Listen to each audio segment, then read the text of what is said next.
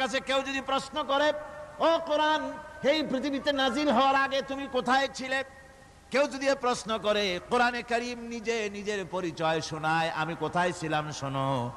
বাল হুয়া কুরআনুম মাজিদুন ফি লাউহিম মাহফুজ, বরং এই কিতাব অতীব মর্যাদা সম্পন্ন সুরক্ষিত ফলকে লিপিবদ্ধ ছিল, আমি ছিলাম লৌহে মাহফুজে, সেখান থেকে এসেছি। যদি কেউ প্রশ্ন করে, কোরআন কি কোরআন, তুমি কার উপরে অবতীর্ণ হয়েছ?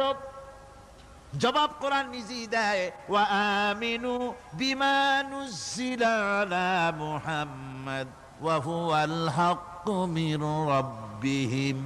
ঈমান আনো সেই জিনিসের উপরে যেটা মুহাম্মদ সাল্লাল্লাহু আলাইহি ওয়াসাল্লামের উপর অবতীর্ণ হয়েছে। আবার অন্য আয়াতেও জবাব পাওয়া যায়, তাবারাকাল্লাযী নাযালাল ফুরকানা আলা আবদিহি লিয়াকুনা লিল আলামিনা নাযীরা। অতীব বরকতপূর্ণ মহান সত্তা সেই আল্লাহ রাব্বুল আলামিন, যিনি তার বান্দার পরে ফুরকান অবতীর্ণ করেছেন। সুবহানাল্লাহি বিহামদি। কোরআনের নাম আমি বলেছিলাম শুধু কোরআন নয়, অনেক নাম আছে। কোরআনের আরেক নাম ফুরকান। কোরআনের আরেক নাম কি? আল ফারকু বাইনাল হাক্কি ওয়াল বাতিল। কোরআন হচ্ছে সেই মহাসত্য যা মিথ্যা এবং সত্যের মধ্যে পার্থক্য সূচিত করে, মঙ্গল এবং অমঙ্গলের মধ্যে পার্থক্য সৃষ্টি করে, যা সত্য এবং মিথ্যার মধ্যে তাফরিকা সৃষ্টি করে, সত্যকে মানুষকে বুঝিয়ে দেয়। তার নাম হচ্ছে ফুরকান। এবার যদি প্রশ্ন করা হয়, ও কোরআন, বুঝলাম তুমি লৌহে মাহফুজে ছিলে, বুঝলাম তুমি নবীজির উপরে নাজিল হয়েছো, এবার বলো তুমি কোন মাসে নাজিল হয়েছো? তুমি তো আসছিলা প্রথম, কোন মাসে নাজিল হয়েছো? এ প্রশ্ন যদি কেউ করে, কোরআন তার জবাবে বলবে, শাহরু রমাদানাল্লাযী উনজিলা ফীহিল কুরআন। রমজানের পবিত্র মাসে আমি অবতীর্ণ হয়েছি। সুবহানাল্লাহ। যদি প্রশ্ন করা হয়, রমজানে তো আসছো, কিন্তু প্রথম নাজিল হয়েছিল কোন সময়? ওটা কি দিন ছিল না রাত ছিল? কোরআন তার জবাবে বলে, ইন্না আনজালনাহু ফি লাইলাতিল কদর। কদরের পবিত্র রাতে আমি এই পৃথিবীতে আমার আগমন ঘটেছিল। যদি প্রশ্ন করা হয়, বুঝলাম সবই, কেন নাজিল হয়েছে তুমি? এই পৃথিবীতে তোমার আসার উদ্দেশ্য কি? মূল কাজটা কি? এই প্রশ্ন যদি করা হয়, কোরআনে কারীম তার জবাবে বলে, শোনো কেন এসেছি। লিতুখরিজান নাসা মিনাজ যুলুমাতি ইলান নূর। আমার মিশন হচ্ছে গোটা বিশ্ব মানবতাকে পঞ্জীভূত জমাট বাঁধা অন্ধকারের ভেতর থেকে টেনে বের করে আলোর সন্ধান দিতে, আলোর দিকে আনার জন্য আমি কোরআন নাজিল হয়েছি। গোটা পৃথিবীর মানুষ আছে অন্ধকারের ভিতরে। কিসের মধ্যে? অন্ধকার কি? অন্ধকার হচ্ছে পুঁজিবাদ, অন্ধকার সমাজতন্ত্র, অন্ধকার ধর্ম নিরপেক্ষতাবাদ, অন্ধকার জাতীয়তাবাদ। মানুষের তৈরি করা যত মতবাদ সব কি? জোরে কোন, সবগুলি কি? অন্ধকার। এই অন্ধকারের ভেতর থেকে মানুষগুলিকে টেনে আনবে কোরআন কিসের দিকে? আলোর দিকে। এবার যদি প্রশ্ন করা হয়, বুঝলাম তুমি অন্ধকার থেকে আলোর দিকে নিয়ে আসবে, আলোর দিকে আসলে পরে ফায়দাটা কি হবে? মূল ফায়দাটা বুঝায় দাও, আসল ফায়দা কি হবে তোমারে যদি মানি?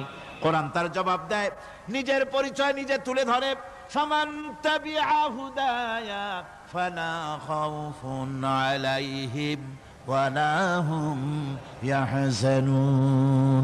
এই কোরআনকে যদি মেনে চলো, এই কোরআনের আইন যদি মানো, সমাজে মানো, ব্যক্তিতে মানো, পরিবারে মানে, রাষ্ট্রে মানো, জীবনের সব ক্ষেত্রে সমস্ত জায়গায় যদি এই কোরআনকে মেনে চলো, ফালা খাউফুন আলাইহিম, তাহলে তোমাদের কোনো ভয় থাকবে না, ওয়ালা হুম ইয়াহজানুন, কোনো চিন্তাও থাকবে না। কিসের ভয় থাকবে না? কোরআনের আইন মেনে যদি চলো সমাজে ও রাষ্ট্রে, চুরির ভয়, ডাকাতির ভয়, জিনার ভয়, হত্যার ভয়, সন্ত্রাসের ভয়, কোনো ভয় থাকবে না। ওয়ালা হুম ইয়াহজানুন, চিন্তাও থাকবে না। খাওয়া পড়া, শিক্ষা, চিকিৎসা, বাসস্থান, এগুলির কোনো চিন্তা থাকবে না। কোরআনের সমাজে সব কিছুর গ্যারান্টি দেওয়া হবে, সবগুলি পেয়ে যাবে। এখন যদি আবার প্রশ্ন করা হয়, কোরআন বুঝলাম তোমারে মানলে পরে সব ফায়দা হবে, তাহলে এবার জবাব দাও, তোমার ভিতরে কি রাজনীতি আছে নাকি? আমি তো মানুষ, আমার রাজনীতি করা লাগে। Man is social animal. আমরা তো জঙ্গলের পশু নই, আমরা তো মানুষ।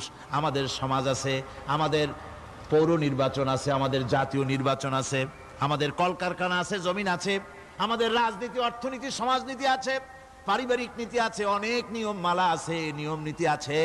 তোমারে মানলে তোমার ভিতরে কি ওগুলো আছে নাকি সে কথা বলো। কোরআন তার জবাবে বলে وَنَزَّلْنَا عَلَيْكَ الْكِتَابَ تِبْيَانًا لِكُلِّ شَيْءٍ وَهُدًى وَرَحْمَةً وَبُشْرَى لِلْمُسْلِمِينَ।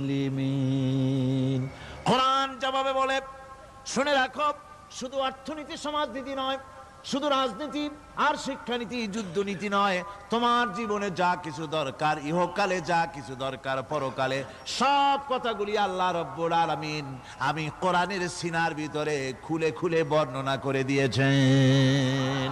সব কথা এ কোরআনে কারীমের ভিতরে রয়েছে। তোমার এমন কোনো জিনিস নাই যা তুমি কোরআনে কারীমের মধ্যে পাবে না। তোমার সমস্ত প্রয়োজন আমার বুকের মধ্যে আল্লাহ দিয়ে দিয়েছেন। বিজ্ঞান আছে, দর্শন আছে, ইতিহাস আছে, সব আছে এর মধ্যে।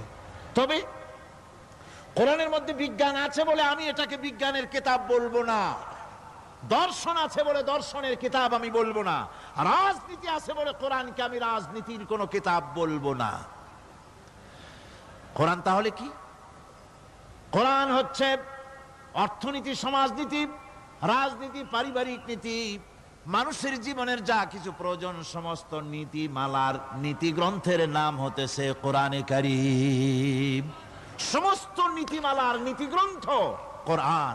এখানে রয়েছে সব কিছুর উৎস, যেটা গ্রহণ করলে পরে মানুষ আরামে থাকতে পারবে। অমুসলিম নাগরিক বৃন্দ তাদের নাগরিক মর্যাদা পাবে। মুসলমান, কৃষক, নারী, চিকিৎসা, কৃষিবিদ, সাধারণ মানুষ, রং, বর্ণ, ভাষা নির্বিশেষে গোটা মানব সভ্যতা আরামে বাস করতে পারবে। পশু পাখিও আরামে থাকবে, গাছপালাও আরামে থাকবে, যেহেতু নির্দেশ হয়েছে বিনা প্রয়োজনে গাছের পাতাটিও ছিঁড়ো না।